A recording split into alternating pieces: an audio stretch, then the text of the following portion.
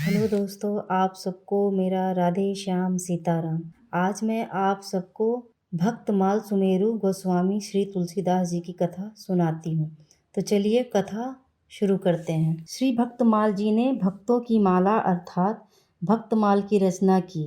अब माला का सुमेरु का चयन करना कठिन हो गया। किस संत को सुमेरु बनाएं, इस बात का निर्णय कठिन हो रहा था। पूज्य श्री अग्रदेवाचार्य जी के चरणों में प्रार्थना करने पर उन्होंने प्रेरणा दी कि वृंदावन में भंडारा करो और संतों का उत्सव करो। उसी भंडारे उत्सव में कोई न कोई संत सुमेरु के रूप में प्राप्त हो जाएगा। सभी तीर्थ धामों में संतों को कृपा पूर्वक भंडारे में पधारने का निमंत्रण भेजा गया। काशी में 80 घाट पर श्री तुलसीदास जी को भी निमंत्रण पहुंचा था, परंतु उस समय वे काशी में नहीं थे। उस समय वे भारत के तत्कालीन बादशाह अकबर के आमंत्रण पर दिल्ली पधारे थे। दिल्ली से लौटते समय गोस्वामी तुलसीदास जी वृंदावन दर्शन के लिए पहुँचे। वे श्री वृंदावन में कालीदह के समीप श्री राम गुलेला नामक स्थान पर ठहर गए।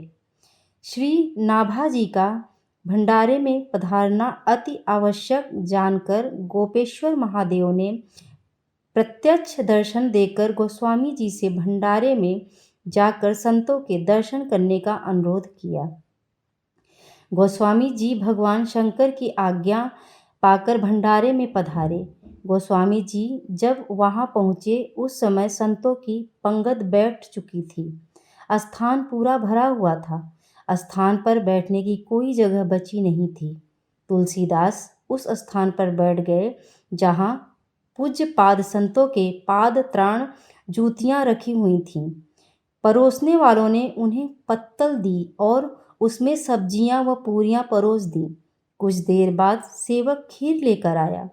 सेवक ने पूछा, महाराज आपका पात्र कहाँ है? खीर किस पात्र में परोसूं?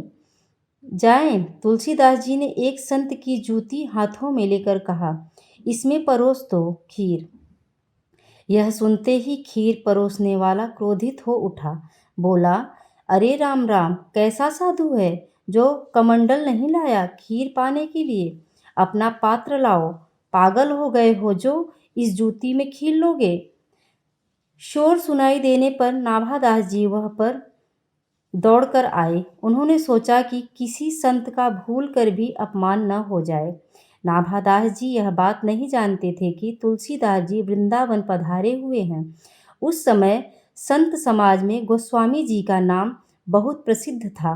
यदि वे अपना परिचय पहले देते तो उन्हें सिंहासन पर बिठाया जाता, परंतु धन्य है गोस्वामी जी का दैन्य।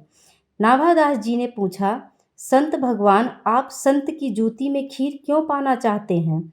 यह प्रश्न सुनते ही गोस्वामी जी ने नेत्र भर आए। उन्होंने उत्तर दिया, परोसने वाले सेवक ने कहा कि खीर पाने के लिए पात्र लाओ। संत भगवान की जूती से उत्तम पात्र और कौन सा हो सकता है? जीव के कल्याण का सरल श्रेष्ठ साधन है कि उसे अकिंचन भक्त की चरण रज प्राप्त हो जाए। प्रहलाद जी ने कहा है, न अपने आप बुद्धि भगवान में लगती है और न किसी के द्वारा प्रेरित किए जाने पर लगती है। तब तक बुद्धि भगवान में नहीं लगती जब तक किसी आकिंचन प्रेमी रसिक भक्त की चरण रज मस्तक पर धारण नहीं की जाती। यह जूती परम भाग्यशालिनी है। इस जूती को न जाने कितने समय से संत के चरण की रज लगती आई है और केवल संत चरण रज ही नहीं अपितु पवित्र ब्रज रज इस जूती पर लगी है। यह रज खीर के साथ शरीर के अंदर जाएगी तो हमारा अंतःकरण पवित्र हो जाएगा।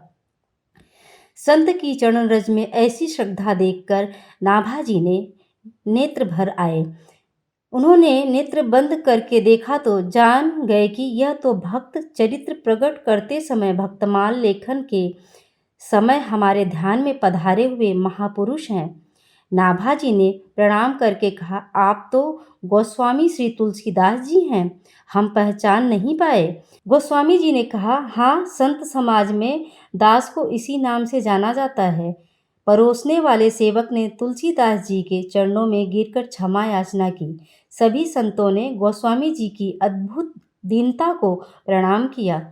इसके बाद श्री नाभादास जी ने गोस्वामी तुलसीदास जी को सिंहासन पर विराजमान करके पूजन किया और कहा कि इतने बड़े महापुरुष होने पर भी ऐसी दीनता जिनके हृदय में है, संतों के प्रति ऐसी श्रद्धा जिनके हृदय में है, वे महात्मा ही भक्तमाल के सुमेरु हो सकते हैं। संतों की उपस्थिति में नाभादास जी ने पूज्यपाद गोस्वामी तुलसीदास जी को भक्तमाल सुमेरु के रूप में स्वीकार किया।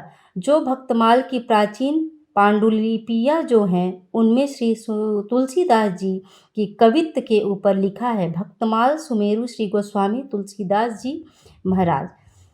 तो ये कथा आप सबको कैसी लगी ज़रूर कमेंट करिएगा। जो मुझसे भूल हुई क्षमा कीजिएगा। राधे श्याम सीताराम।